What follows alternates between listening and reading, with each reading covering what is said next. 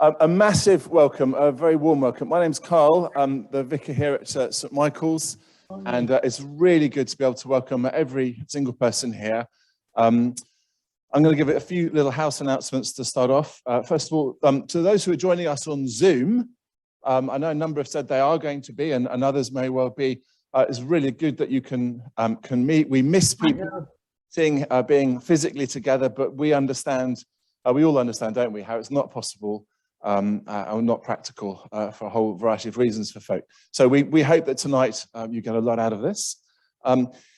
If for whatever reason we need to evacuate the building, the back door is there, and we've got a door over there as well, which will go out. We'll just be careful, won't we? But I've never known us need to. There are toilets at the back through that door there, so if you need to. Adrian Brown. I'm going to speak for him, but I'm quite sure Rory Steyn will not be offended if you just get up halfway through him speaking. If you need to go to the loo, that's absolutely fine. Similarly, if you feel sort of thirsty, but if you can hold on till probably about 8:10, we'll have a little intermission for about 10 minutes. Adrian Brown. And that will be a chance to use any facilities, certainly to recharge drinks, to get some more snacks. Thank you so much to a good number of people who've been involved in preparing that. We're really, really grateful. There are bits of paper on your chairs. And if you have a question that you'd like us to ask Rory, then please do write that question as legibly as you can and give it to Sharon. Why don't you stand up? Sharon will be coming around, our youth minister here, will be coming around just as the break starts for you to give to her, and then we'll try and collate them, because it's not going to be possible to ask all the questions. We've just been at the grammar schools today and had some amazingly insightful questions and loads. That's enough of me talking. Rory, really good to have you gather and to come with us. Thank you so much for coming today. I'm going to ask you, we'll sit down, shall we, throughout this? Okay. Is that good? Nice to be here. Thank you all for coming. I really appreciate you giving up an evening. No idea why you would do that, but welcome. Yeah. So let me sit down, and we're going to start off with just a couple of minutes. Tell us about who you are, just as a person. Where have you come from? So I've come from Joburg in South Africa, where I live. And one of the slides that was up there shows my family. I was telling my friends, my new friends over here on my right, that my wife is a headmistress of a prep school in Joburg, and which means I've been married to her for 34 years, but I've also been married to the school, whichever school that she teaches at or is now a headmistress of for those 34 years. And I was so privileged to be at the Wilmington grammar schools today, talking to Freddie and his mates over there, and just saying to them that I'm always very comfortable in a school environment because of what my wife does, but also because, Carl, it's very important to me that this young generation do not forget the lessons that President Mandela taught us all. So whenever I'm invited to speak at a school, if I'm at all able to, I always choose that. So we have 3 boys, and my wife was born in Glasgow in Scotland. She is the second born of 4 girls, and the elder 2 were born in Scotland, and the younger 2 were born in South Africa. Her dad immigrated to our shores in the 60s. He was an engineer. We, as a former colony, required professional services. He answered the call, and we met at a church similar to this one. It was called St. Stephen's, when my late dad, could play the piano, but he couldn't read a note of music. He played it all by ear. And the vicar there said, listen, we need an organist. And he said, look, I'll help you, but I'm very limited in the repertoire that I can play because I can't read music. And he said, that's okay. If you can come 2 Sundays a month, we'll have you. And so we started to go to that church 2 Sundays a month, and I met my wife. So that's who we are. It'll come up on the screen just now. Yeah. That's really wonderful. Yeah. Thank you. And I mean, you've been pitched as someone who's worked in the security, head of security for Nelson Mandela. We're going to find out a little bit more, therefore, about South Africa and We're going to watch 3 little clips this evening, partly to help us just get a feel and understand, partly also to give Rory a voice a slight break, but to set the scene. So let's find out a little bit about apartheid. Could we have the first clip from the Los Angeles Times? And hopefully it's going to be on the screen. Well, while they're looking for the clip, can I just say, because I did this at the school today, so I hope you'll pardon me, because I understand I'm speaking to people that have a lot more experience than those kids. But the word apartheid is a Dutch word, because our Afrikaans language is a derivative of Dutch. And the last 4 letters of the word, the H-E-I-D, is a suffix. So like in English, we would say ness, goodness, kindness, or apartness. And that's all the word means. It means apartness or separateness.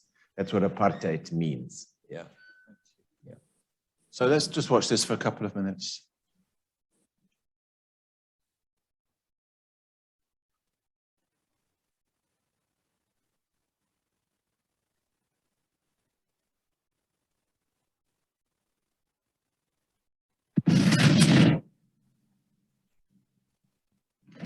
Nelson Mandela's release after 27 years in prison was a watershed moment for South Africa. It was also, for me, the most memorable moment of the 6 years I covered the country as bureau chief for the Los Angeles Times. It was another surprise move from new President F.W. de Klerk, months after he had freed a handful of elderly anti-apartheid prisoners, and it came only a week after de Klerk had lifted a ban on Mandela's organization, the African National Congress. We knew then that things were changing. Mandela was supposed to walk free between 8 and 9 a.m. that Sunday morning. Hundreds had gathered at the prison outside of Cape Town, and thousands had gathered at the parade grounds in downtown Cape Town, where he was supposed to speak. The country's mood was charged with anticipation, excitement, and, truthfully, dread. Whites were outnumbered then 5-1 by blacks. They had clamped down on this country for more than 40 years, with apartheid laws that denied the most basic of rights to blacks. On that day, February 11th, 1990, we waited. Minutes turned to hours, but finally, in the afternoon, Mandela emerged from Victor Verster prison. He declared that the freedom struggle was not over, and that his bottom line was a democratic, non-racial South Africa. But he also called President de Klerk a man of integrity, someone he could do business with. I recall being stunned to hear a man emerge from a prison cell after 27 years to declare his jailer a man of integrity. Mandela held to his principles, but offered the white minority the assurance that they were also part of the nation's future. A new constitution was hammered out. There was more violence, white on black, black on white, and black on black. But in 1994, the country staged its first non-racial election, and a few months later, Mandela was installed as the country's first democratic president. Since that day, South Africa has come a long way. South Africans expect a lot of their country, though, and many of them feel they still have a ways to go. This is Scott Kraft for the Los Angeles Times. So Rory, tell us what it was like to grow up in apartheid South Africa as a child at school, and then what led you into the police. And then I'll probably interrupt you when we get to when you start working for Mandela. No, that's fine, Carl. So what was it like being born under apartheid? So the first thing you need to know is that apartheid came into being in our country in 1948. So very shortly after the Second World War. And what should have happened was that Jan Smuts, you would know who Smuts is. He was Churchill's closest confidant during the war, and he was a field marshal. He should have been the next prime minister in South Africa. His party lost the election narrowly in an almost Trump-esque way of manipulating the rural vote. And the next thing, the National Party won that election in 48, came to power and instituted this series of iniquitous laws. So although apartheid was an ideology, it was underpinned by a set of laws. So we all know that racism exists all over the world, in most countries, or in a lot of countries, let's say. But only South Africa turned that into law, and we actually legislated artificially tried to engineer a society where certain people could only live in certain areas. There was absolutely no marriage allowed across the skin color barrier. It was a criminal offense. There were certain jobs that were reserved only for white people and others were reserved for black people. And this ideology of apartheid permeated every stratum of our society. What do I mean by that? I mean that the media was controlled by it, just like Putin is doing now in Russia. Do you know that no Russian believes that Russia invaded the Ukraine? Putin told them, because he controls the media, that it was a military operation, an exercise. So if you use the word invasion, you go to jail in Russia. And that was pretty much what it was like under apartheid. They controlled the media. They controlled the history that we were taught in our schools. And the church even defended apartheid. So when I say it permeated all strata of our society, that's what I mean. And I was born 15 years later. So 1963, by the time I was born, it had had 15 years to establish itself. It was up and running. It was flying. And you grow up as a kid thinking that that is normal. So I get it when Germans say to me that we didn't know necessarily what the Nazis were doing. I get that because I grew up in a country where this kind of stuff was going on and I thought that was okay. So like I was saying to you earlier, Carl, is that a great way of explaining this is that we have these wonderful African women that work in our homes in South Africa. Many of them, that's the only work that they can get. Many of them are at best semi-literate or semi-skilled. Maybe they have an education up to the 6th grade or maybe the 8th grade. Some of them have, you know, a matric certificate, which is 12th grade. But in order to get work, they work in our homes and they live on our properties. Right now, back home in my house in South Africa, we have Esther, who has worked for my family for 23, 24 years, maybe. We've educated her kids and she's helped raise my kids. She's like a second mother to my boys. They're wonderful. But very often when they live on our properties, their children live with them until they need to go to school. So they'll grow up until they get to the age of 6. And you head off to grade 1, but I'll head off to that school and Esther's kid will head off to that school. Well, not now, but that's how it was when I grew up. And when you're 6 years old, you don't contemplate something like that. You know, that comes later. Contemplation and reflection comes with maturity. And perhaps I was a bit slow because it took me longer than a lot of other white South Africans to say, hey, man, there's something wrong with this. This isn't how it should be. But the point I'm trying to make to you is that when you grow up, when you are born into a system like that, you grow up with that and you think it's normal.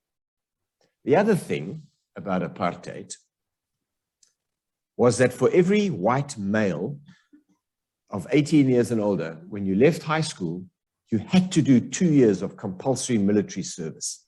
So I grew up in a country that had military conscription, only for whites, only for males. And I didn't fancy, this is the part that you were referring to, Carl, I didn't fancy the idea of going, we used to call it going to the army.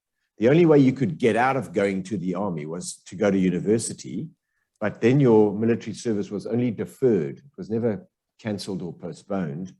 It was deferred until you graduated, and then once you graduated, you had to go and do your 2 years, and then of course they would use whatever it was that you graduated in. So if you studied medicine, you will go into the medical corps, that kind of thing. So I figured, if I'm not going to do 2 years in the army, then an option would be to join the police force, as it was then, not service, the police force, for 4 years. Then you had to do 4 years before the army would consider their debt of 2 years paid. You had to serve twice that amount of time in the police.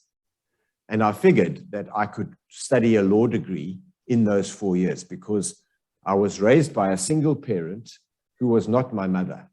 It was my dad who raised us, 3 boys, on a journalist's salary. So there was never a lot of money knocking around when I grew up. And my father did not have the wherewithal to send me to university. And all the tests I did at high school said study law. So I figured, well, The only way I'm ever going to study law is either to earn a scholarship, I didn't have the marks to do that, or I can join the police force, scrape together the tuition fees for the first year, and then repay, when they reimburse me, the cops, I can pay for the second year. So that's what I decided to do.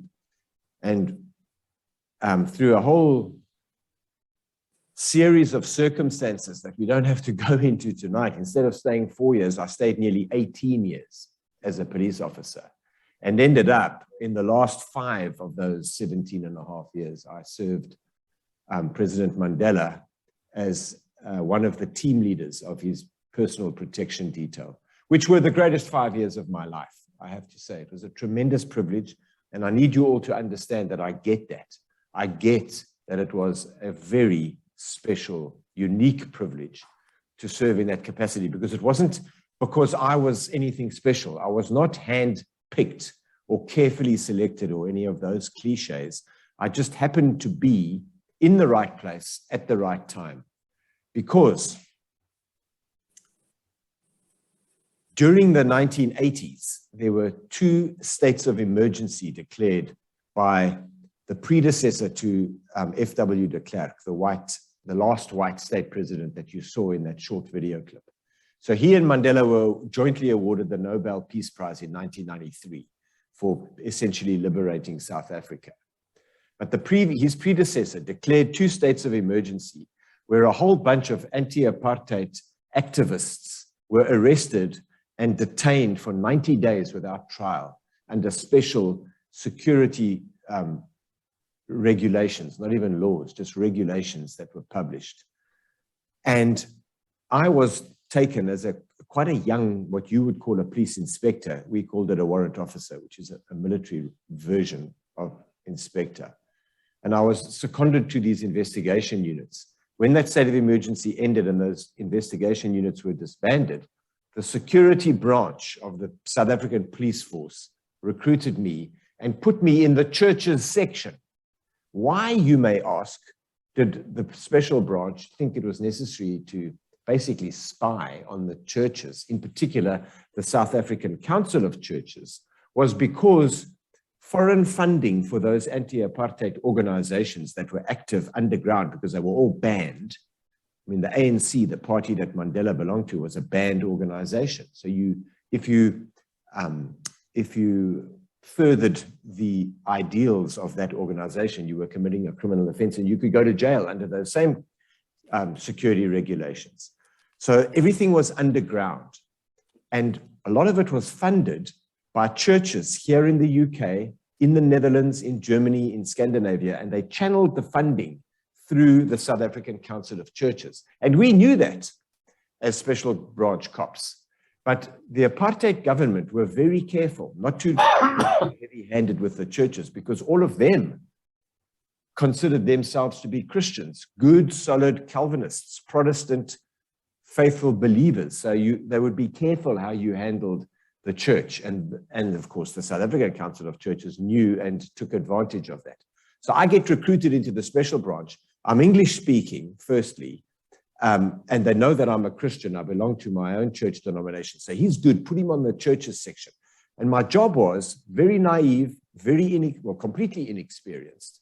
Come to work in the morning, told I'm on the churches section, and in order to be introduced to what the churches section does, go up to the 11th floor where the technical division is, where we bug people's telephones and go and fetch the reel-to-reel tapes of those bugged telephone conversations, put them on that old tape recorder, tape deck thing, headphones on, and make notes of any subversive conversation that's on that phone call. That was my brief. And I only understood about 30% of the phone calls, because the other 70% were in an African language that I didn't speak any of at the time. So I just wrote down whatever I considered subversive, and I reported that up the chain. So when F.W. de Klerk, as you saw in that video clip, makes this historic, earth-shattering announcement on the 2nd of February, 1990. So just remember, if you look at history, the Iron Curtain falls, the Berlin Wall comes down in 89. And in February of 1990, a matter of months later, apartheid is abolished in South Africa by the state president. And as he signed that proclamation of his into law. In other words, he scrapped all these iniquitous laws that I mentioned very briefly earlier. We as the special branch had no more work because we concentrated on all those banned people and banned organizations. So what are we going to do now? And in particular, in my case, what are they going to do with this very young, still wet behind the ears lieutenant? Oh no, Steyn, you go and start the VIP protection unit. Because understand this, that the National Party government, right up to that point, had been anathema to the diplomatic community as well as the business community in South Africa. They wanted nothing to do with those guys because they were preventing, free trade. And the diplomatic community knew what a crazy, artificial society this was that they were sent to be ambassadors or high commissioners to, And now all of a sudden, de Klerk makes that announcement. And now all of a sudden, him and his colleagues in the cabinet they're the flavor of the month. Everybody wants a piece of them. So they're being invited to chambers of commerce, to black tie dinners, to briefings, to, embassy functions, because everybody wants to know where is this announcement going to go in terms of a political agenda and a direction. So those cabinet ministers needed, protection, as your secretaries in Boris Johnson's government here do, and everywhere else in the world. And that's what I was instructed to do. And that's why 4 years later, because that's 1990, 1994, we hold the first democratic election, and Mandela is elected as our president. He has both a home and an office in Joburg, where I am the commander of the police VIP protection unit. So that's why I say I was in the right place at the right time. I've got a president who lives in my patch. And I found myself spending 3/4 of my working day going in advance of whatever his agenda and official program dictated to every venue, whether it was a black tie dinner in the evening or a breakfast with businessmen or a whatever. We had to go in there, bring the sniffer dogs from the bomb disposal unit, make sure the building was safe, post my men and women at the entrances and exits, and await his arrival. And that's why a little over a year and a half later, so January of 96, I get a phone call from the Presidential Protection Unit, which didn't exist at the time in 94, to say, Rory, one of the team leaders is going to study in Canada. You're the right rank. You know the president and he knows you. You know the protection teams and they know you. Would you consider applying for that post? So I said, well, give me 24 hours. I need to consult the government at home, Mrs. Steyn. And we both agreed in not more than a matter of seconds that we think it's a good idea, and I accepted the post. Which gets us to Mandela, well, you working for him. Well, let's watch the second clip. This is from the film Invictus, which is, were you involved in this, the film? I was, to a very limited degree. I spent about an hour and a half with Clint Eastwood's producers, giving them the historical context, such as what vehicles did we drive in the presidential motorcade, and what was the route that because the whole movie is about one day, which is the 24th of June, 95, when he hands the Rugby World Cup to Pienaar, wearing the number 6 Springbok shirt. Well, we're going to get to that. So let's just have a look. And this is the talk about, and then it will be leading into the question of what was it like for you as a white South African to begin, or to hear about the FW de Klerk's introduction, the change, and then to be working for Mandela. But let's just have 2 minutes of this. This is from the film, a YouTube clip.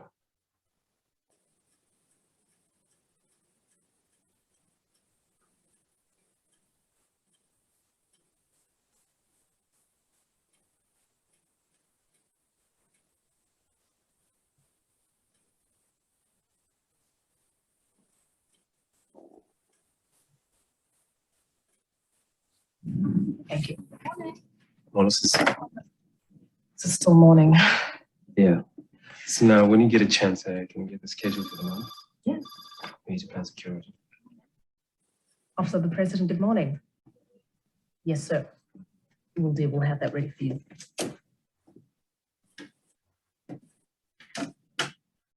We need more men. Did you talk to Brenda about it? Yes, yesterday. Ah, that must be Jason with the schedule. Come in, beautiful. What's this? Mr. Jason Chabalala, That's me. Am I under arrest? Captain Fader and team reporting for duty, sir. What duty? With a presidential bodyguard, we've been assigned to this office. Here are our orders. The special branch, right? You'll see that they've been signed. Well, I don't care if they assign.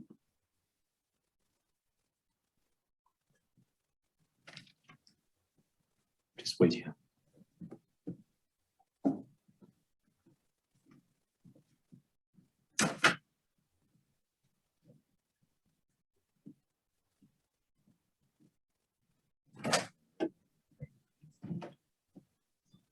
Sorry to disturb you, sir.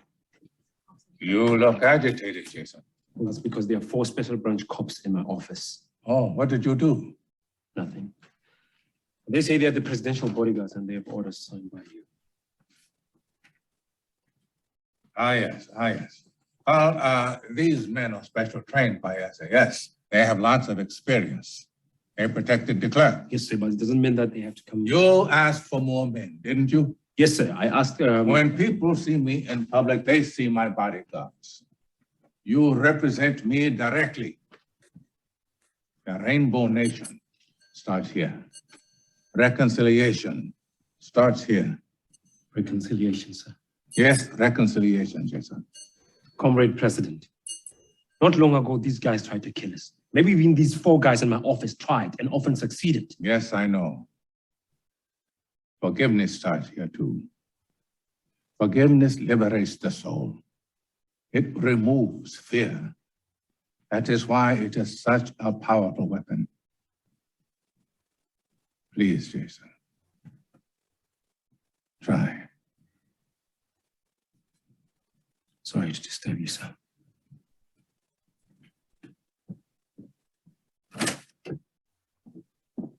Morgan Freeman. Good. 2 copies of the schedule. Cheers. Morgan Freeman.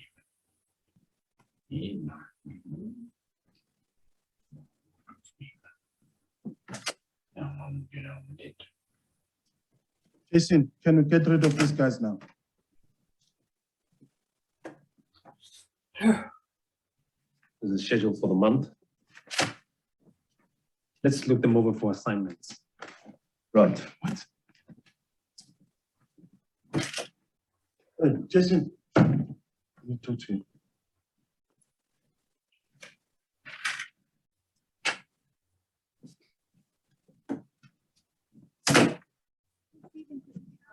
How can we trust them? We can't. That's what Madiba wants, okay? Let's go. Are there any special orders or conditions? No. Oh, yes. Madiba doesn't like it if you don't smile when you push people away. Seriously. Yes, seriously. It's the new South Africa. Madiba. That's the president's slang name. That's what we call him. We'll call him Mr. President. Can we go through the schedule now? Can you gentlemen come closer?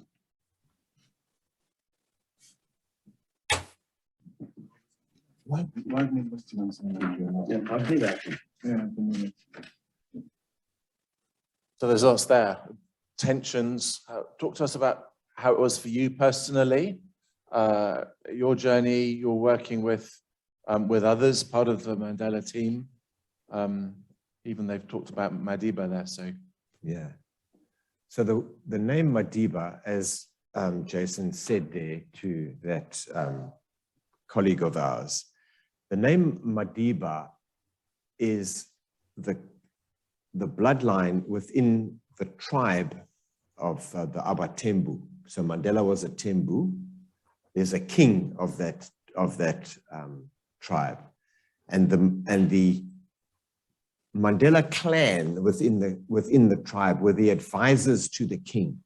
So when you called somebody Madiba, you were acknowledging that status within that clan as the advisor to the king. So it wasn't a term of familiarity, it was a term of respect. But we as white South Africans did not know that term, and we didn't know what it meant. So in my case personally, we learned from our black colleagues how to address him. And there were two ways. You either called him Madiba. So if he walked in here and you all were black South Africans and you had never met him before, automatically you would call him Madiba. Even if you weren't a Tembu or a Xhosa, any black South African would call him Madiba as a term of respect. Or, for those that knew him a little better, you would call him Tata Omkhulu, which means grandfather. And the shortened version of that is Tata. So we, as his bodyguard, called him Tata. Meaning, in the African culture, not like us, we Westerners, we whiteys are far too quick to put our old folks into an old age home and see them once in a blue moon. An African will never do that, never. Because in African culture, all of the wisdom of a society resorts in its elderly, and they revere their elders because of that. So to call somebody grandfather, you are again not being frivolous or, what's the word I'm searching for? Sorry, a few people jumped out of their skins there. You're not being impolite or rude to call somebody that. You are acknowledging their status in society as somebody who is acknowledged as being where the wisdom of that community resorts. So that's what we were taught to do. So that's why people call him Madiba. Now, we may or may not hear the video clip of the 95 Rugby World Cup final when he puts on that number 6 shirt of Francois Pienaar to the field before kickoff. And this 99% white rugby crowd, probably 60% of them Afrikaners, see that number 6 on his back. They start to chant his name. But as whites, we didn't yet know that you were supposed to chant Madiba, so they were chanting Nelson, Nelson, Nelson. And it's something that I remember physically pinching myself when I heard it, because I was there. I could not believe my ears when I heard a white Afrikaner crowd chanting his name, simply because he put that shirt on. But let's not get ahead of ourselves. We talked about Kent, Carl. What annoys me is this soppy couple in the middle of the screen. When I accepted that appointment and became one of the team leaders of protection detail, you've got to understand a few things. Firstly, I was the only English speaker. I've got somebody else, the other people as well. Colleagues were Afrikaners. They're not viewing it. There is now, and probably will be for a long time, tension amongst white South Africans based on what your home language is. So if I meet you for the first time, or maybe I don't even meet you, I ask him, I'd say, hey, Carl, is that lady English or Afrikaans? I don't mean, are you English as in, were you born Christchurch, Bromley now? with you? If somebody says, are you English? It means, were you born here? No. In South Africa, it means, what is your home language? Are you English or Afrikaans speaking? Because remember that the British and the Afrikaner, or the Boers, fought 2 Anglo-Boer wars. And the British, like it or not, imprisoned Boer women and children and put them into concentration camps, where hundreds of thousands of them died. And that resentment rankles to this day. Believe me when I tell you that when an Afrikaans-speaking high school plays rugby against an English-speaking high school, we reenact the Anglo-Boer War for 70 minutes. And it's brutal. And that is why you guys were never going to win that final in Japan. What were you thinking?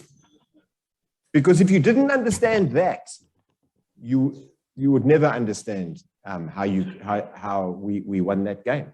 Because when Dwayne Vermeulen said, we draw a line, on this side of the line, you defend your people, your team, and your country. That's what he's referring to. So I was the lone English-speaking South African So already I'm mistrusted at the very best, Carl, mistrusted by my Afrikaans teammates, because who's this Engelsman who's going to come here and command this team? We as the whites are all mistrusted by the ANC, as you saw up there, the ANC protectors. That's very, very accurate what happened there. So I was like the ham in two sandwiches here. You know, I was on a hiding to nothing here. And I knew that.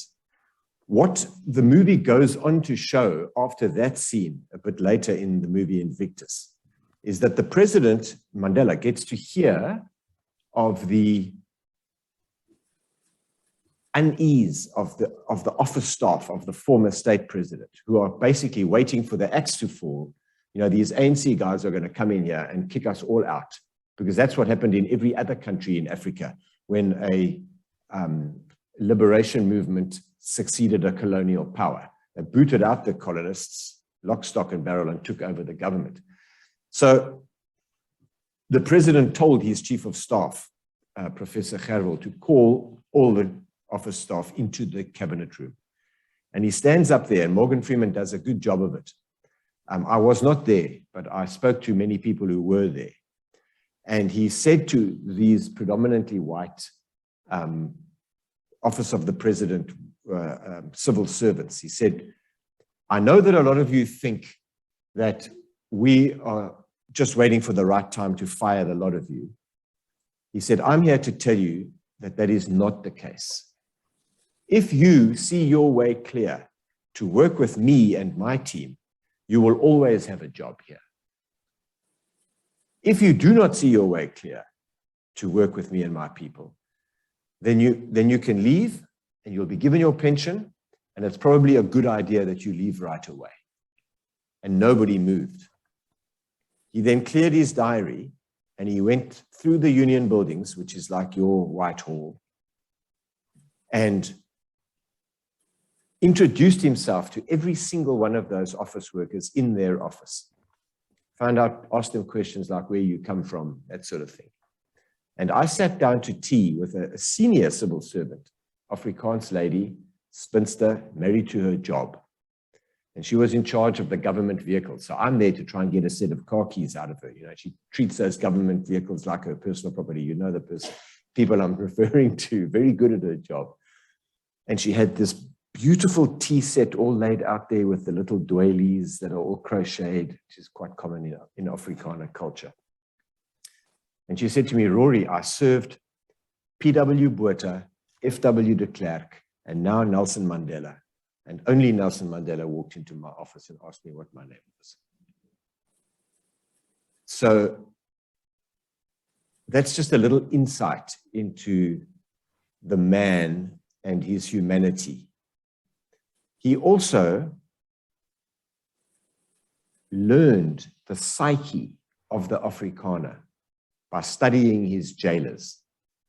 So when he was imprisoned on Robben Island, he didn't sit there idly twiddling his thumbs. In the early years, they were put through hard labor, which destroyed his eyes. They were sent to a quarry on Robben Island and told to hew out blocks of sandstone, white, almost like crystallite sandstone, and the glare and reflection from that wrecked his eyes for a long time. So part of our job was, if we came into a room like this, it would have been a nightmare. Cell phones in cameras, or cameras in cell phones. And we had to tell people no flash, because if a flash went off, his pupils would immediately open and then not dilate. And that is incredibly painful. If you've ever had those eye drops in there where the ophthalmologist does that intentionally, you'll know what I'm talking about. So we used to go to places like this. We'd see people pulling their camera out there, but turn the flash off. No flash, please. So what was I talking about? I'm going off at a tangent here. Why was I telling you this? Robben Island. So he learned the psyche of the Afrikaner by studying his jailers. And he said to us once, you know, this thing of going to the top, it doesn't always work, because we would often write, if you wanted any change in your status as a prisoner, I mean, this is how ridiculous apartheid was, right? There were 4 racial classifications under apartheid: white, black, colored, and Indian or Asian. So white prisoners had long trousers and long sleeve shirts and leather shoes and socks. Indian or Asian prisoners had short pants, long sleeve shirts, leather shoes, but no socks. Black prisoners had short pants, short sleeve shirts, and no shoes. And the number of blankets you were allowed to receive from the prison services of the government was also determined by your race. So black South Africans maybe got 1 blanket and no mattress to sleep on. You sleep on a cold, hard concrete floor like this. And he said, we would then, if you want that to change, you've got to write to the Commissioner of Prisons, apply in quadruplet, government style, thanks to you Brits, thanks guys, with carbon paper in between, write a letter, dear Commissioner, I would like to apply for an extra blanket. It's cold, it's winter. We're on an island in the middle of the Atlantic, shark-infested waters surrounding us. And you would get a 1-line reply from some clerk about 3 weeks later, denied. So he said, going to the top doesn't work. What you do is you wait for a warden to walk past your cell, and you know that he's a half-decent bloke. And you say to him, excuse me, sir, it's cold. May I have another blanket? And he'll go to the cupboard, fetch a blanket, and bring it to you. So don't always think that going to the top works. So that's the kind of thing, the kind of mindset he had. Apart from that mindset, he had an incredible amount of human capital available to him in the persons of the comrades, the political prisoners that were imprisoned with him.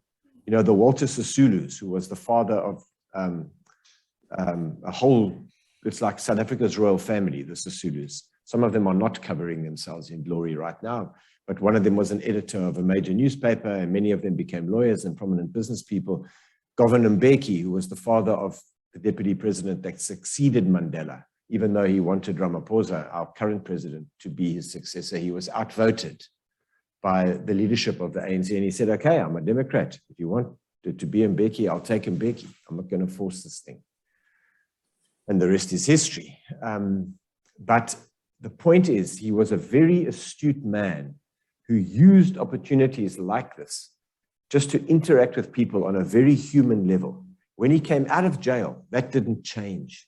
So he was prepared to accept me as a white security branch police officer to head his protection detail in a position of incredible trust.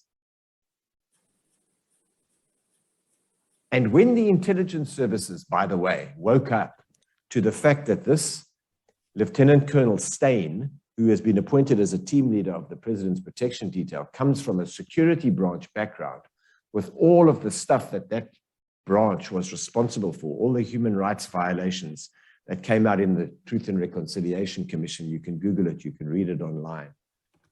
They went to the President and said, listen, we've got a problem. So I get a call from my commander to say, Rory, the intelligence people have discovered that this is your police background. They need to take it to the President. I said, well, of course they need to take it to the President. Why are you only doing that now? He said, well, they're probably going to ask that you be removed. I said, that's okay. If the President wants me removed, I would like an opportunity to say goodbye and thank you. So he said, okay, you can come to the meeting, but you can't go in. So I go to the office of the President. I'm sitting outside like this on a wooden bench. The doors to his office are there, and these 4 or 5 senior police and intelligence officials walk in there. Doors close, and they obviously tell him what they told him. 3 minutes later, the doors open. Out comes the President in the front of this delegation, and he sees me sitting there. Yes, Rory, did you enjoy London? Because we've been on a state visit here to London, so it must have been about August of '96. The state visit was in July. And I said, yes, that I enjoyed London, and then I knew everything was okay. That afternoon, when we got back to his home, he called me and he said to me, Rory, they wanted me to fire you. And I told them no. I said to them, you leave that boy there. He's doing a good job. And anyway, we are not after the foot soldiers of any military or police unit that were carrying out instructions. We want the people that gave the instructions. think about the insight and the depth of foresight that a decision like that took. Who was I? I'll tell you, I was a dispensable white cop. He could have just said to them, yeah, okay, get rid of him. No problem. Next, in the door comes the next lieutenant colonel. There were probably a few hundred of them that could have done that job. And yet he said, no, leave that boy there. He's doing good work. That's the man, Mandela. So what did that mean for me? It meant this, that I had sworn an oath, and my job demanded that I and my team of men and women had to be loyal to the office of the President of the Republic of South Africa, irrespective of who that was, and irrespective of whether I agreed with his or her political views. I was oath-bound and duty-bound to protect that office. And that demands a huge degree of loyalty, especially if I didn't vote for him or his party. So the point is that the president whom I served was loyal to me long before I was ever called upon to be loyal to him, because he stood up to those intelligence officers and told them, no, leave that boy there. So that was the time, my friends, the exact moment, in fact, because Hollywood are quick to dramatize or romanticize this notion of taking a bullet. It's very easy in a script of a Hollywood movie to write that a bodyguard will take a bullet for the person they're protecting. It's not so easy when that's your day job, 9 to 5. But that day I knew that if called upon, I would be prepared to put my life in front of his, because he was loyal to me first. Wow, just thinking about the idea that someone with so much power and responsibility should be so committed to you is humbling, isn't it? And then to think that you, of course, would go the ultimate for him in return. Just before we break, remember to ask questions. Sharon's going to pick them up. Did you enjoy London? I loved And tell us a story. Okay, easy. Easy game. So, I've got so many stories to tell you. Queen Elizabeth came to South Africa on a state visit in 1995. She, by her own telling of it, had been dying to come back to Africa because that's where she was when she learned that her father had passed away and she was going to be the next monarch. She was in Kenya. But she had wanted to come to South Africa and had been obviously prevented from doing so because of the policies of the apartheid government. So she'd been wanting to come and she jumped at the opportunity. Mandela came to power in 94. She came here in 95. Not here, there, in 95. At that stage, I've already told you that I was the commander of the police VIP protection unit, which meant that I was put in charge of the Queen's protection for all of the Gauteng province, which is where Joburg is, as well as our capital city, Pretoria. She visited 5 South African cities: Pretoria, stroke Joburg, Port Elizabeth, Durban, Cape Town, and one other. I can't remember. I wasn't there, but I was there in Joburg and Pretoria. And I got to work with the Royalty Protection Unit from the London Metropolitan Police Service right here. And I still have friends from those days today. And I had the great privilege of being presented to Her Majesty. So how it happens is that once she's finished in Joburg stroke Pretoria and she moved down to Port Elizabeth, certain of the key personnel, maybe 12, 13 people, are asked to get in a line, and you wait to be announced by the Queen's equerry, and you are presented to, in my case, both the Queen and the Duke of Edinburgh. And they were brilliant. I was amazed at the depth of the knowledge of questions, especially from Prince Philip. He was a military man, as you well know, and he asked some very insightful questions. So they weren't just making small talk for the sake of making small talk, which I appreciated because that doesn't happen every day. And I still have the photograph that the Queen gave me. Every year they take one official photograph, so that it's in a leather frame and it says 1995 beneath it, and it's signed by Elizabeth R., Duke of Edinburgh.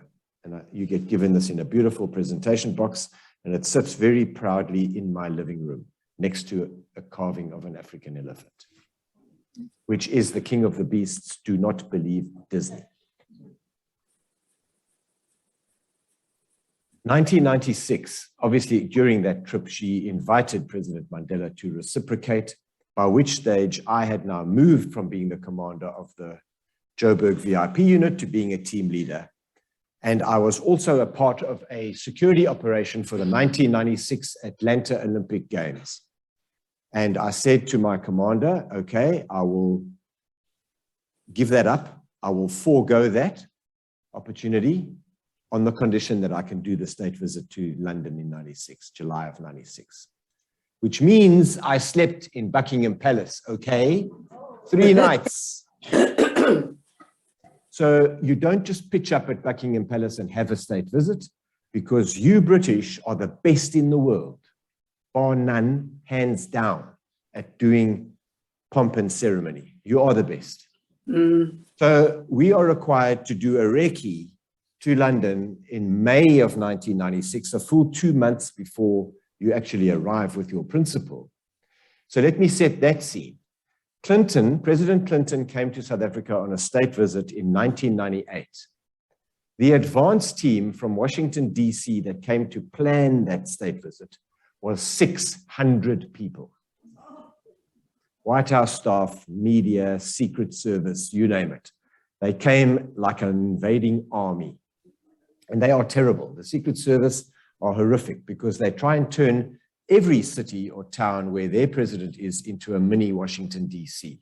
So much so that they will stop our own armed police officers from coming into a building because they've set up the metal detectors and they are controlling access in our country. And we are licensed, uniformed police officers in some cases. We'll leave that there. So we go to London in May of 96 to plan the president's state visit with a grand total of 4 people.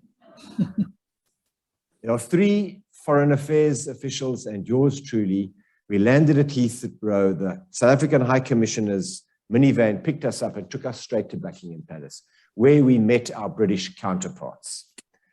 The chief superintendent in charge of the protection detail was a lady by the name of Chief Superintendent Eileen Eggington, a dear Christian lady, I might say, and all her men referred to her as Mom, which I found hilarious because we would say ma'am, and they called her Mom. So now the debate starts, and the debate goes like this. Mom, I'm Superintendent Steyn from South Africa. When Her Majesty the Queen came to our country last year, your colleagues from Royalty Protection asked us if we would mind if your British police officer sat in the Queen's car with her. She was no longer a young lady, and he knew her very well, and the Queen was very comfortable in his presence. Of course, we agreed. We are making the same request now.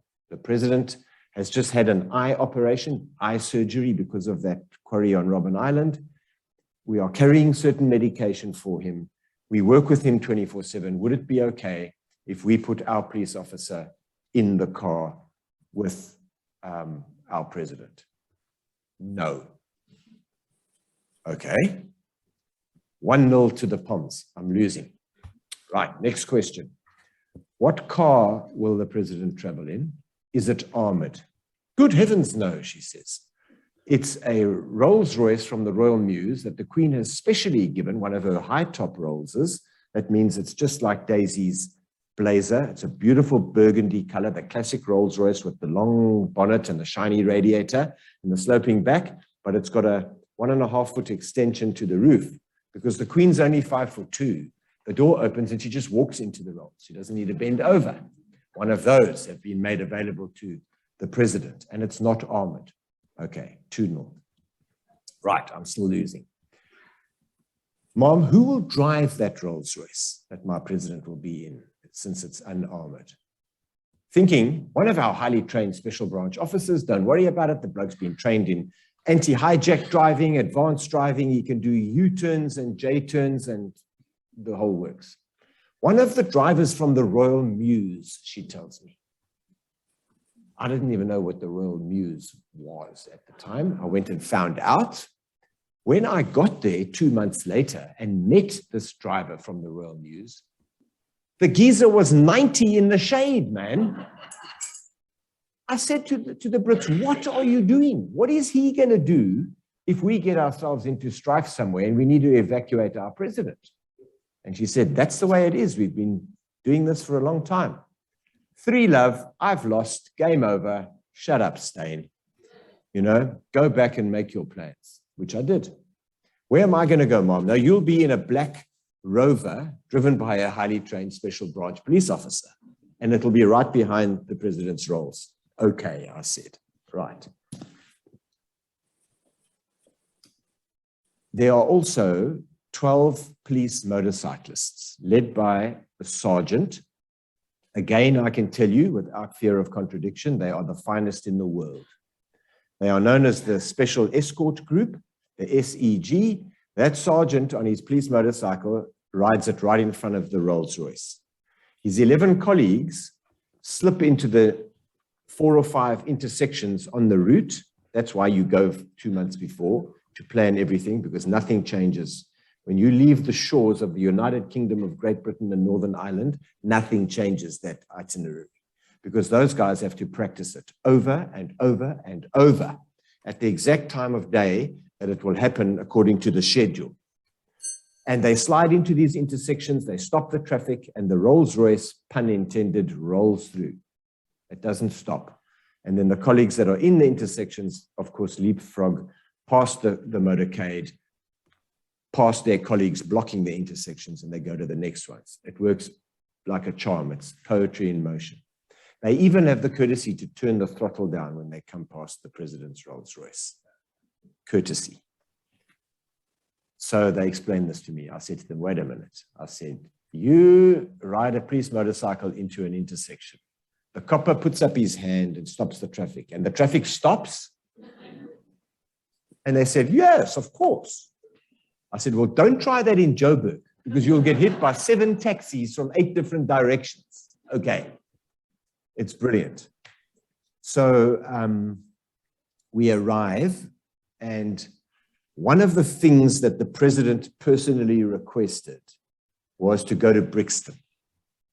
Would Brixton be on the average tour of duty of a visiting head of state? Probably not, right? But Nelson Mandela asked to go to Brixton, so to Brixton we will go. During the recce, 2 months before, we shot down half a dozen really harebrained schemes, like walking through an open-air flea market and some other nonsense, and decided or settled on he would open a community center built by Prince Charles's charity, the Prince's Trust, where it's really easy. You can control access to there. You can invite people. They must show their invitation, and he'll go in there. Kids will be doing lots of wonderful little activities, and he'll ooh and ah and love it, and he loves children. And then he'll cut the ribbon and declare the community center open. Easy.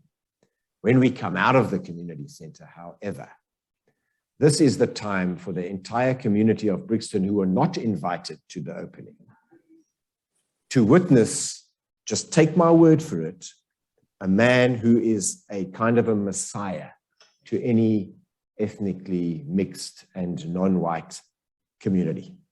And they came in their thousands.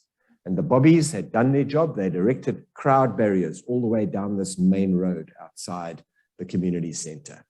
And there's a photograph of it here somewhere. We walk out of this community center onto a landing, and there's maybe 5 or 6 stairs that go down to street level. And as I walk onto that landing, every hair on the back of my neck just stands up. And I know, uh-oh, things are going to start jumping in Brixton today, because there are blokes hanging off street poles, and they are shouting, and they are calling his name, and they're shaking the crowd barriers. Now, all the vehicles, if you picture this little platform that we're on as the landing, and the stairs go down there to the street level. All of these vehicles are on the left here. What do I mean by all of the vehicles? The Queen's Rolls Royce, burgundy like Daisy's blazer. My Special Branch Black Rover. Prince Charles's armored Jaguar and its Black Rover, and the 11 motorcycles and a big 44-seater bus, or a coach, as you would say in Britain, where the big delegation of cabinet ministers and captains of industry and high commission officials, they're all in this big bus, all on the left here. So as the hair on my neck stands up, I say to one of the little gray men, yes, they exist, ladies. His name is Lieutenant Colonel Anthony Mather, British Army, retired. I said to him, Colonel, please can you just ensure that this delegation go to that bus and do not follow Prince Charles and the president into the street. Because the plan was that only Madiba and Prince Charles would walk down this main street between the crowd barriers, about 100 meters that way. And then we're going to pick him up and turn right and leave Brixton and head to Trafalgar Square, where Prince Andrew was waiting for his turn to host the president at South Africa House. And the colonel said to me something along the lines of, young man, we've been doing this for hundreds of years. I said, okay, Colonel, I'm just saying we don't have the manpower here to worry about anybody else. We're here for the president. So down the stairs we went. Where do you think that delegation went? To the bus? Followed him into the road. So there's the snake of humanity that's now heading this way. And the people of Brixton took one look at that lot and said, who are they? Let's join them. And they started to jump those crowd barriers. They're only 4 foot high. And the bobbies, again to their credit, were doing their job. They were standing on this side of the crowd barrier, and they were actually facing the crowd. I mean, it was the days before selfies, because every other copper would have been taking a video of the president. They were not doing that. They were watching the crowd from whence would come any threat. But the problem is that they were 10 or 12 meters apart. So there was one where I was, and the other one was there against that wall. So 1, 2, and 3 that jump over in between us, you might catch them by the seat of their pants, but 4, 5, 6, and the rest following are in the street. And I'm explaining this to you over a minute or two. This is happening in seconds. And I very quickly realized my president is going to get trampled here by a love-crazed mob. Because in our police training, we were taught about mob psychosis, where individuals stop acting like individuals and they take on the identity of a mob of people. So ask any clinical psychologist or practicing psychologist, they'll tell you. And I said to him, Tata, we have to evacuate. And he said, okay. Now I need something to evacuate into, because I'm in a public road in London. Normally that's a vehicle. Guess what? I've got a geriatric driving my Rolls Royce. And I don't even know how to call him. You know what? I didn't need to, because he was right there.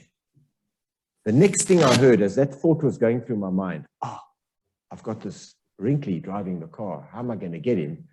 The next thing I heard was that radiator turn on, the fan inside that radiator right there. And my Special Branch Black Rover, driven by my highly trained officer, was not there. Only that Rolls got through this bedlam that is now enveloping us here. It looked like, I've seen the police footage from the helicopter. I beg your pardon.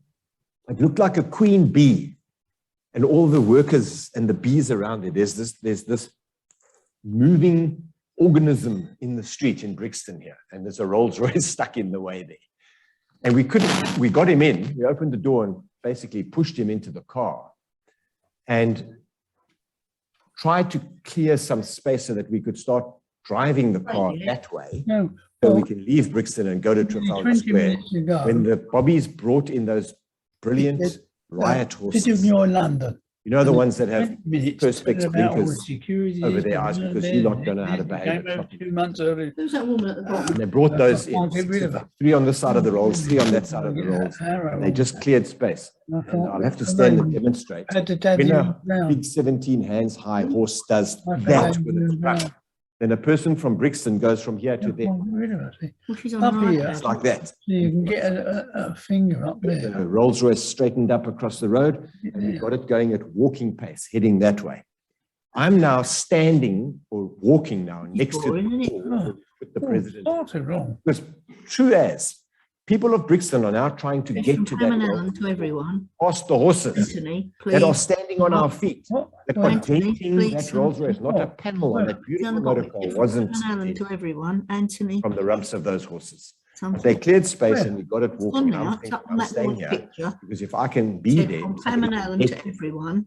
Now we start to jog down the road and I'm looking over my shoulder for my black No, Special no. Branch Rover. And all that's coming out of that bedlam we've left behind are those 11 motorcycles. But you don't see They've got a anything. bodyguard on the back, no helmet, on a police motorcycle, in a dark suit and dark glasses. And I know where they're going. They're heading for the intersections between Brixton and Trafalgar Square. We turn right and we start leaving Brixton and the number plate starts doing that. And I'm losing the race against the Rolls and I'm losing my principle, which is the golden rule of my profession. You don't lose your principle. And I looked over my shoulder one last time for my black Rover. And around the corner came not a black Rover, but a cream, that color on the wall, Renault 5. Clapped out, beat up old Renault 5, two-door, driven by this young girl and her boyfriend is in the passenger seat. And for the only time in my career as a cop of 17 and a half years, we did something that you see cops do in movies. We commandeered that car right there. We just stopped it like this in the road and we piled into the back of that two-door Renault 5. Who's we? Well, a big Zulu colleague of mine, Spiwe Mkhize, from Pietermaritzburg, and a big front row forward called Frank Armstrong, who later headed Tony Blair's protection detail. He played rugby for the London Police Rugby Club in the front row. And I'm in the middle of these two, like this, two-door Renault 5. And I say to my driver, follow that Rolls. As you do, right? Do you know what she said to me, gentlemen, here present? What do you think she said to me when I said, follow that Rolls? She said, I haven't got enough petrol.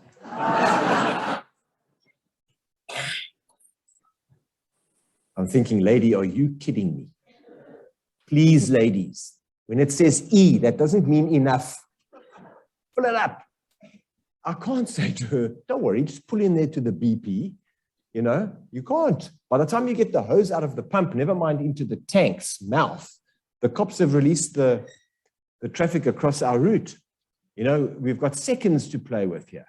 So I pulled the radio, the police radio off my belt that the British cops had given me. I called Stan Downey, who was the British protection officer in the Rolls with my president.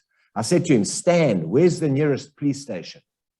Because that is what we do in South Africa. You always have safe houses on your route. It makes sense to use police stations. Before Stan answers me on the police radio, my driver tells me, Kennington Police Station, she says.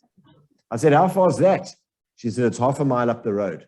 I said, hey, Stan, tell that driver to turn into Kennington Nick half a mile up the road because you've got the wrong principle. Oh, I forgot to tell you that part. In all of the bedlam, Prince Charles's protection officer is running around there like a headless chicken, or Tony Parker is retired now. I said, Tony, put him in the Rolls. So we opened the door, put Prince Charles in the wrong car because Farmer Jaguar is also not getting anywhere. I looked for the president's daughter, Zanani, who was his official companion, and I just saw these white eyes like that there and his arms and legs flailing. I shouted to the bobbies, hey, push her forward. That's the president's daughter.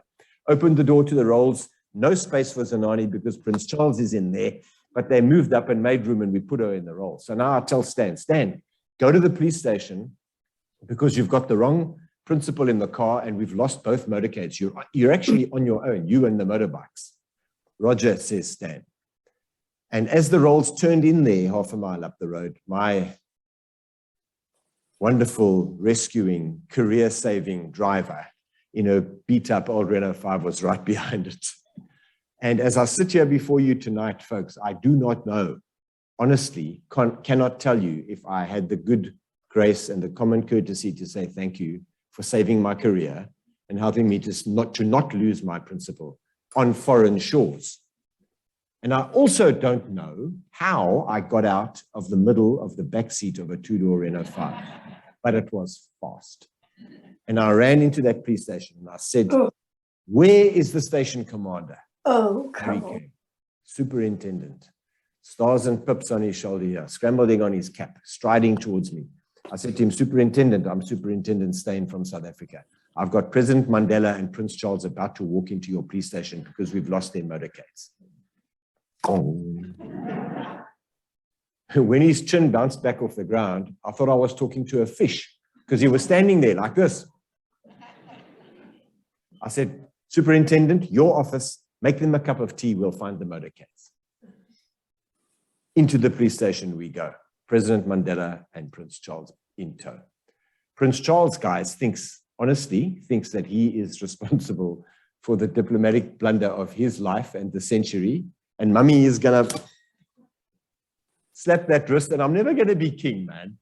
I've messed this one up, haven't I? And I said to him, Your Royal Highness, don't worry, please. The president doesn't mind these little aberrations, which is very true. Madiba loved nothing more than to push that official agenda aside and just get on the ground and interact with ordinary people. He loved it. And Prince Charles said to me, really? Do you think so? I said, well, look at him, sir. There's Madiba. Yes, how are you? So good to see you. Do you recognize me? He's greeting the whole police station, man. Criminals under arrest, cops, public, doesn't matter. Happy. And of course, the station commander's office would be upstairs and right down the end of the passage, but we eventually get him out of there, having greeted everybody, into the office. And about 10 minutes, 15 minutes later, I got a call on the radio to say, okay, we've got the motorcade sorted out, you can come down. Knocked on the door. Mr. President, we can go down. Oh, good. Still no tea. Guys, we were in England, in London. And the Brits could not produce 2 cups of tea in the time that it took us to find 2 motorcades. I tell you what, I'm going to pause there. Okay. Knowing...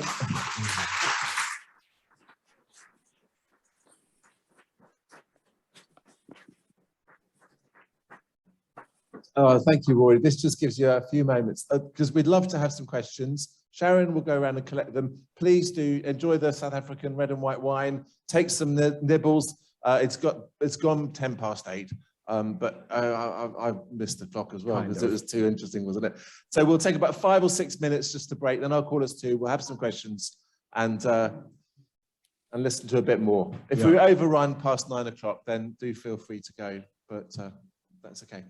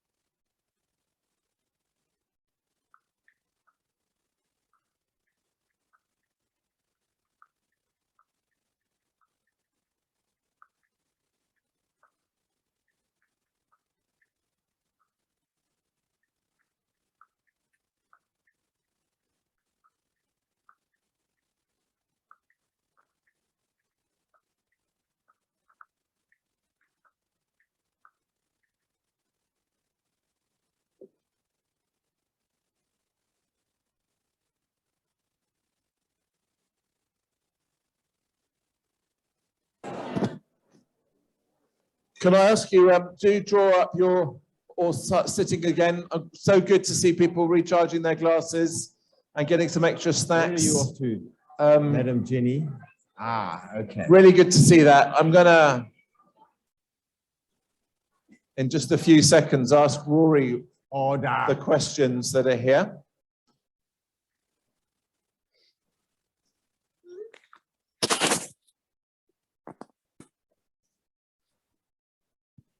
If you're talking to someone that you've just met or know, then how about catching up after we finish this? Just because some will want to be going, not too late. So please do be sitting down now. Thank you. If you want to be sitting down now.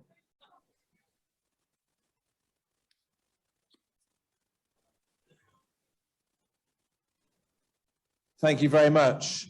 Rory, for the first question that we're asking you, I've been told that Nelson Mandela did things that were not so nice in his youth. Could you tell us, do you know anything about that? I do, and he was convicted of sabotage, charged with treason, acquitted of treason, otherwise they would have hanged him, and sentenced to life imprisonment for sabotage, because as a freedom fighter, who I called a terrorist at the time, they did things like blow up electricity pylons. And the justification given for that was that they, as the African people, had absolutely no voice, no forum, no platform to express themselves. The government would not entertain even speaking to them. I don't know whether that's right or wrong. That's what I was told. Thank you. One of the other questions actually has to do with Nelson Mandela's fight for freedom, which is, what is the root of what caused apartheid, do you think? It was a, it's a philosophy, ideology, theology? I think it's very simple. It's the same ideology or philosophy that caused Nazism or caused Pol Pot or Stalin to do what they did, and it's called the depravity of the human heart. Thank you. Another famous person who recently died, Desmond Tutu. What was the relationship there? Did you have interactions with him, and did Madiba? Very limited, in my case, very limited interaction with Arch, but there's a great story that when Madiba was courting Mrs. Michelle, she's a unique lady. She's the only person ever to be married to two different heads of state, two different presidents. Her husband, Samora Michelle, was killed in a plane crash, and then she fell in love with and married Madiba. And Tutu took a dim view of the fact that they were living together, and he hadn't yet proposed to her. And he said to him, Madiba, you're setting a bad example for the youth. You need to get married. And Madiba said to him, it's very rich coming from you. Why should I take marital advice from a man who wears a dress? So I thought that was priceless. But I can say that, as I said, limited exposure to Arch, but I did attend, because Madiba attended, his final service as the Archbishop of Cape Town. And the who's who of the political elite were there, including the president, but also Deputy President F.W. de Klerk, as he was at the time. And Tutu, at his final service as Archbishop, looked at de Klerk and in Afrikaans said to him, Meneer de Klerk, ons dank God vir u. Mr. de Klerk, we thank God for you. Yeah. Thank you. A final question of the ones that have come in from us. Nelson Mandela has died, Desmond Tutu has died. What's the future for South Africa? How do you see it unraveling or flourishing? So I need to first countenance my answer by saying that I'm not a politician and probably have no idea what I'm talking about if I speak politics. But as a South African, let me tell you, as a South African who's a father of young men who I would like to see stay and contribute to our country, that I'm rather ashamed right now of my government. I think they're a bunch of cowards. They've sat on the fence with the Ukraine and Russia conflict and they abstained from voting against Putin in the United Nations General Assembly. And I think that's shameful. This is the same party of Nelson Mandela who fought for human rights, who are now not prepared to grant those same rights to the Ukrainians. I think that's sick. And I am very concerned as a South African, Carl, that I essentially live in a socialist country now. And I believe President Ramaphosa to be a good man who is hamstrung, and he's a prisoner of his own party. He had to dance with the devil to get rid of Zuma. And by that I mean he has a deputy president who is utterly corrupt. He's a criminal who buys votes and political power with Chinese money. Heaven forbid he becomes our next deputy president in 2024, because then we're in real trouble, because then it's very likely he'll be the next president after Cyril Ramaphosa, and I might be looking for a home in Scotland. So I'm concerned, but I'm not without hope, because I believe in South Africans. The people of South Africa are the most incredible people, black and white, warm, family-orientated, hardworking people who want nothing more than a chance to raise a family and see their children educated. And if we can do that and get rid of this bunch of incompetent, the ANC has become a party of patronage, where they live to get the next government tender to give to their mates or their family. We've got to get rid of that. We need to move to a free market economy, a constitutional democracy based on one that upholds the law and seeks to, seeks freedom for all our citizens. If we can do that, and I truly believe we can, with the right leaders, we're going to be fine. And then all of you are going to want to come and live in South Africa, because we've got the best climate and the best natural beauty. We've just got a bunch of Muppets running the place. Yeah. Bunch of Muppets running the place, yeah. Right. Sorry. So let's think about some hope. If there was an iconic moment during Mandela's time, it was South Africa only recently back from the cold, winning the World Cup. Let's just watch the clip, shall we? It's the final bit we're going to do. And then I'd like you to talk, you talked a lot about, it was lovely about Mandela. Tell us a little bit about his commitment to people, his passion for reconciliation, just as we conclude. Okay. And so it's the next one along from that.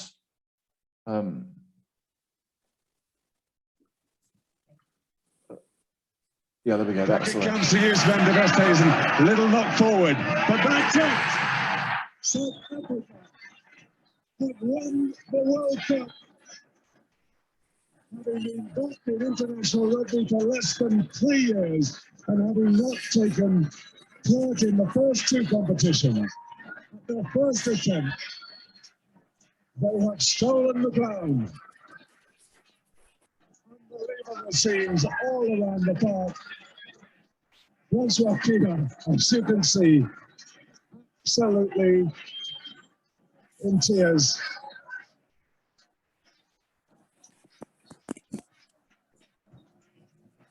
Pienaar, who had a lot of criticism as captain on the field, they all knew he had what it took off the field, a tremendous ambassador. He's proved it on the field now. And the whole of South Africa behind him. A momentous occasion. And just looking even at the flags and the supporters there, I can't tell you how much this place has changed in the last 3 years. When we came to see the first match back after isolation, it was all the old South African flag. There still wasn't a black face to be seen. But now it really is this rainbow nation all behind their team. Gibbs Christie, the coach, who's also been criticised a tremendous amount. His selections, everything's worked. Stacey Pienaar with him, his assistant. Chester Williams there congratulating Brendan Pinter on getting onto the field. Incredible scenes.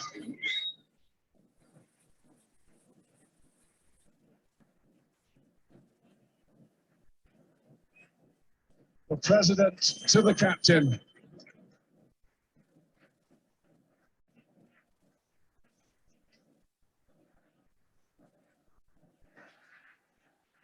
There it is.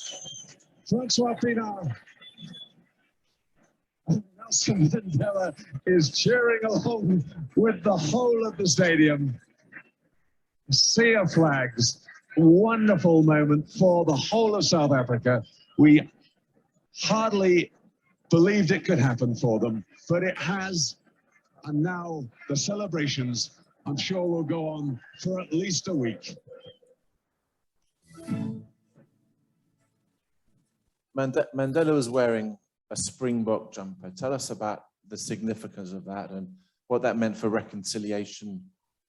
Sure. So the Springbok was considered by Black South Africans and the anti-apartheid movement to be a symbol of apartheid. Because of the Springboks' refusal to bow to their sporting boycott, the cultural boycott and sporting isolation. So they invited rebel teams to come and play. By the way, cricket did that as well. But today, South African national teams play under the Protea. Our cricket team plays under the Protea. Our hockey men and women play under the Protea. Our Olympians go to the games with a Protea on their chest. Only rugby plays with a Springbok on its chest. And that is because Nelson Mandela stood alone against the South African Sports Congress, who had decided in their structures to do away with the Springbok in its entirety. And President Mandela convinced them not to do that because he understood, because he spoke to his jailers on Robben Island and understood the psyche of the Afrikaner, he realized that that symbol, that leaping antelope on the rugby shirt, was a massively important cultural symbol. And that if we could be convinced to keep it for the rugby jersey, for the Rugby World Cup, he would probably be able to convince Afrikaners to buy into this notion of reconciliation and nation building. And he was 100% right. That is why when he opened the Laureate Sport for Good Foundation, and he made that speech in Switzerland or Germany somewhere, and he said, sport has the power to change the world because sport speaks to the youth in a language that their hearts understand. And sport goes where no political speech or policy can go because it speaks to a man or a woman's heart. And he was right. So the Springboks didn't even know that he was going to put on that number 6 shirt. But he pitched up, Francois Pienaar will tell you, he pitched up in the dressing room, knocked on the door as the Springboks were getting ready to play the All Blacks, and they would have lost that game 19 times out of 20, but not that day.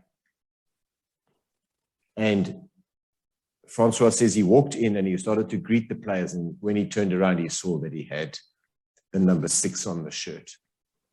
And then he walked out onto that field, and as I explained earlier, that predominantly white crowd started to chant his name. Unheard of. Impossible to happen. So much so that I pinched myself physically. And what's so special about that is that today we have the first black, so he was the first black president. We now have the first black Springbok captain. Guess what number he wears? And the most hated man in England, Rassie Erasmus, the coach, also played in that number 6 shirt. So there's a whole, if I wasn't a Christian, I would believe in some kind of mystic power of the number 6 Springbok shirt, because you can almost believe it, can't you? Look at that. You know, one symbolic gesture. Pull that shirt over your head, walk onto the field, and 98% of Afrikaners were at least prepared to listen to you and give you a shot. And it's just a stroke of genius.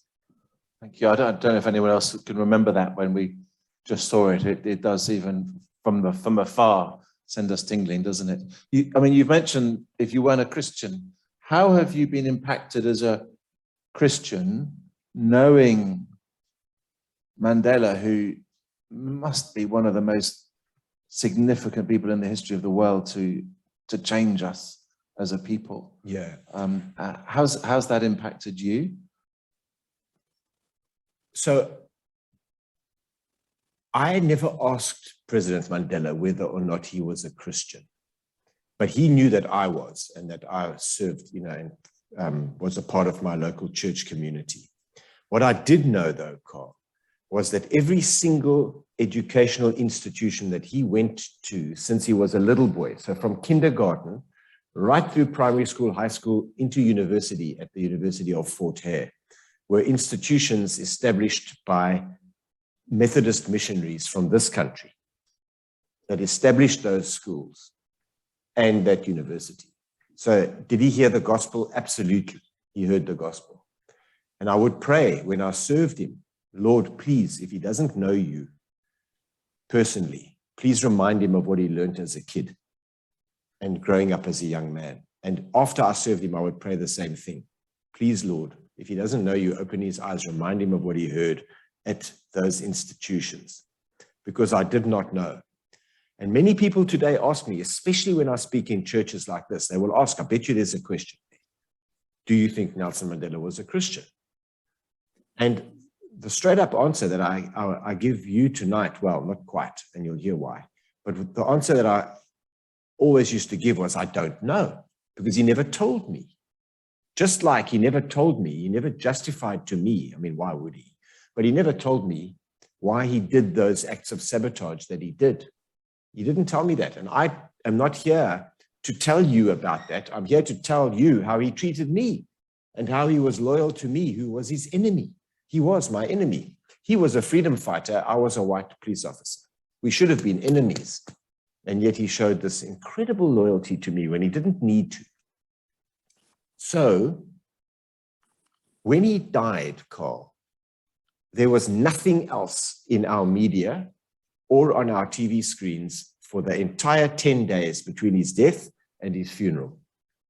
It was all about Mandela. And the BBC, as a great example, the BBC wanted to be the first news agency in the world to break the news that Mandela had passed away. So they almost set up a permanent station outside his home. And they and every other media house in the world had archived all their Mandela footage and their Mandela stories, so that when the day came, because he was sick for a long time and he was well into his 90s, I mean, he died at 95. They had all of that footage and stuff ready to go, packaged, archived.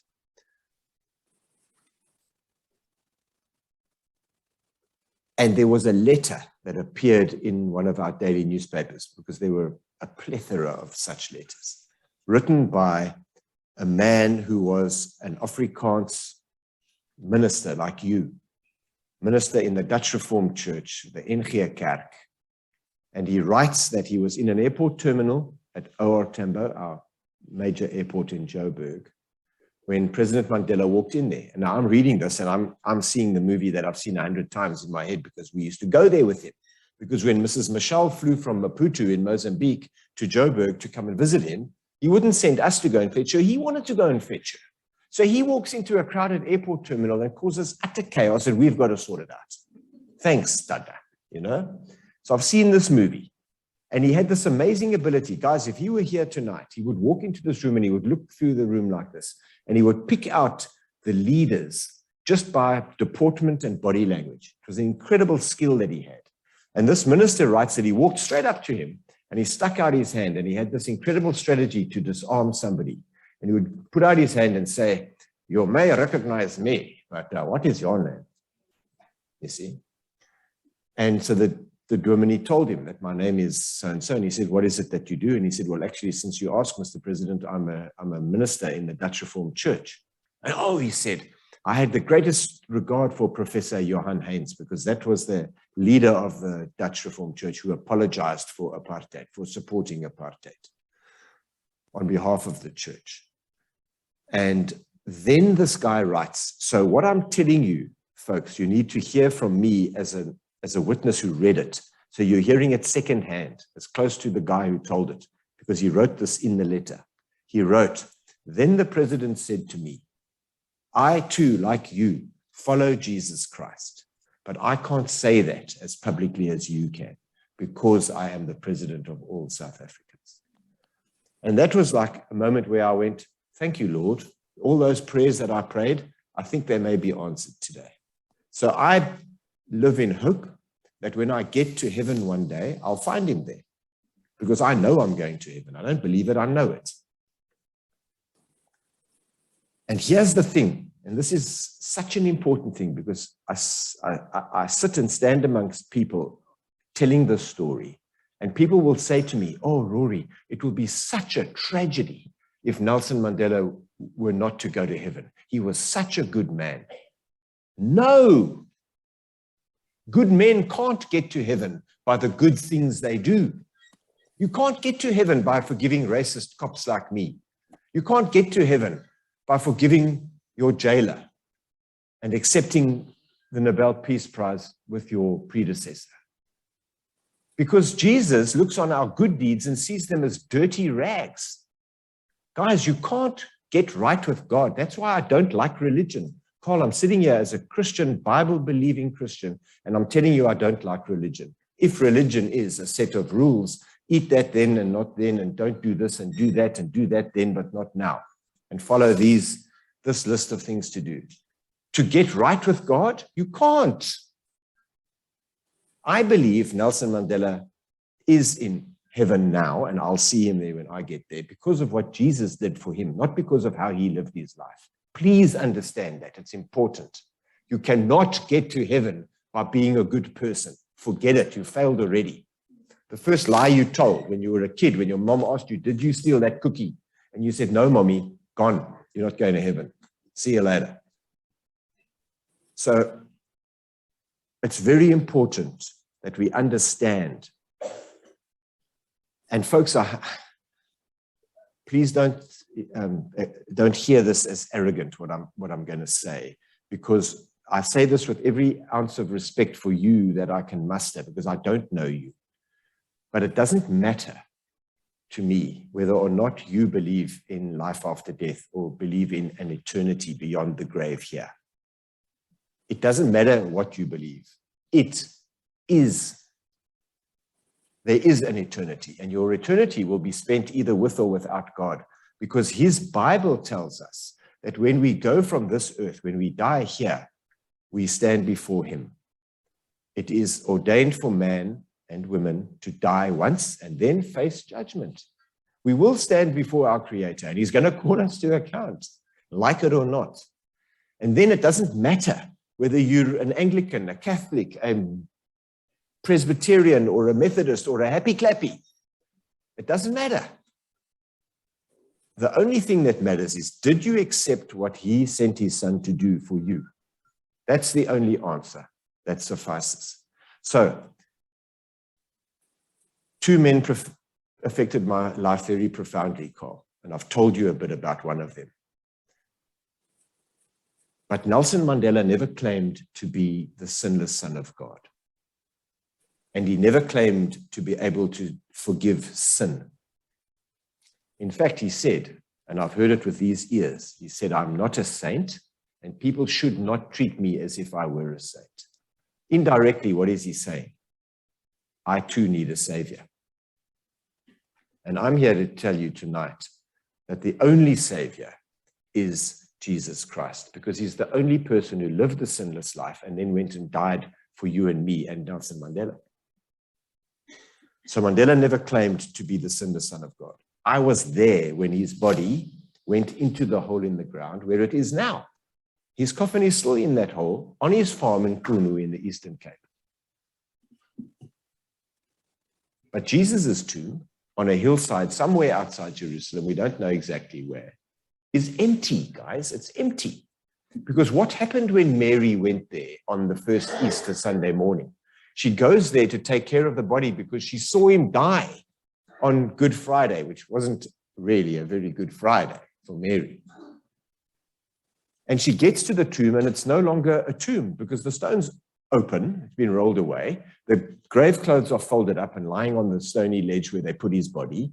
And there's a guy sitting there who she thinks is the gardener. And she says to him, what have they done with my Lord? And it's not the gardener, it's the risen Jesus Christ who says to her, Mary, it's me. I have risen. And that's the big difference. So yes, Carl, Nelson Mandela had a profound effect on my life. And I thank him for it, and I miss him every day. But that effect that he had on my life only lasts for as long as I live, before I too go into a hole in the ground. Then that ceases to exist because I'm not around to testify to it any longer. But the effect that Jesus Christ had on my life by dying for me, paying the price for all of the stuff that I've done wrong, including the racism that was in my heart for so long, gets me over the line into eternity. So it is an infinitely greater change because it's eternal.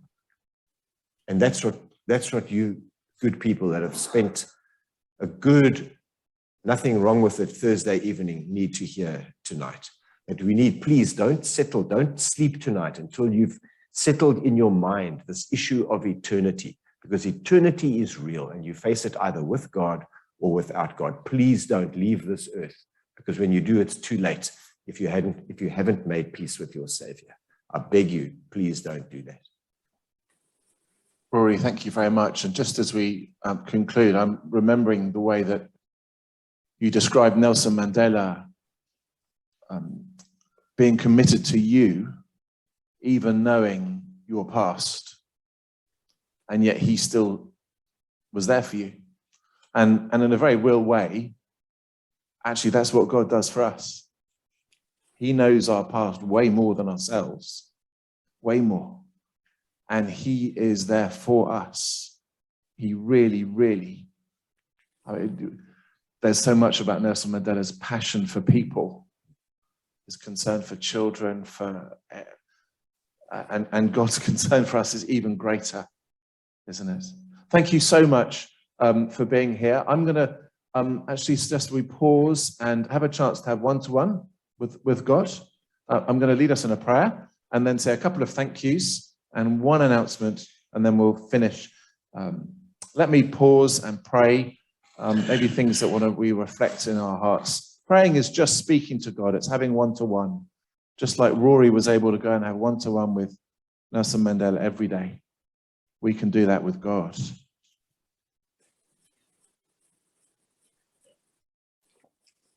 Loving Father, thank you very much for all that we've heard tonight. We pray very much for the people of South Africa, and thank you that you have released them from the bondage of slavery that they were under the apartheid regime. We pray so much that you would work in all of what's happening to bring continued peace, further peace, integrity of all who rule. May the people there live in peace and safety. We ask that for other countries around the world, and especially for those suffering in Ukraine. And Lord, for us too, we ask that you would give us a peace that passes all understanding, because we know that we have peace with you, that we might not fear death, but that we know we have life as we come to Jesus, in whom we have life as you have made us to live. Hear us now, we pray. Amen. Amen. Amen. Can I have the slide which has got some words on, please? It says, thank you for coming, which is going to be up there. So just as it comes up there, you'll need to click on the slide and then do some. Thank you so much, very much for coming. I really hope we hope you've enjoyed it. Thank you very much to the partnership with St. Peter's in Hextable and Christchurch in Dartford. This is very much a team effort. So really grateful to folk from there.